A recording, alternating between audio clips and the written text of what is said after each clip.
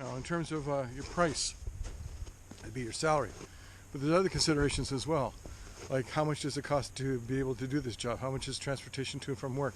What are some of the other considerations of things that you'd have to pay for or costs you would incur in the process of taking the job that you're interested in pursuing? That's something that you would calculate in terms of your price.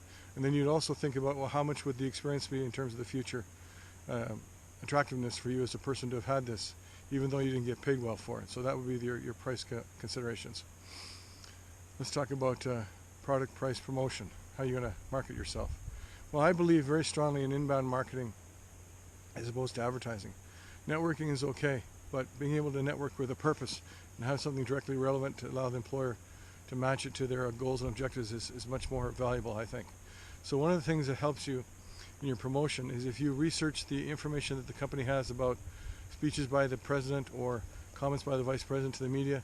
So when you go for a job interview, you can say, well, when they ask you, do you have any questions you want to ask of us at the end? You say yes. Further to what your vice president said at the Canadian Chamber of Commerce meeting last week, this is my background relevant to what he said about doing further business in Latin America and so on.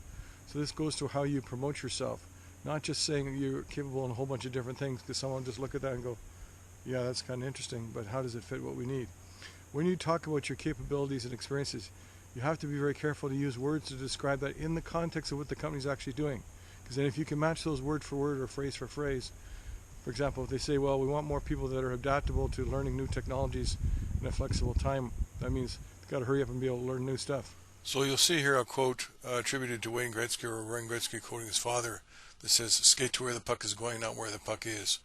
Actually, that quote has been used so often by business people. They actually made an article in Canadian Business Magazine to talk about how it's been used by everybody from Warren Buffett to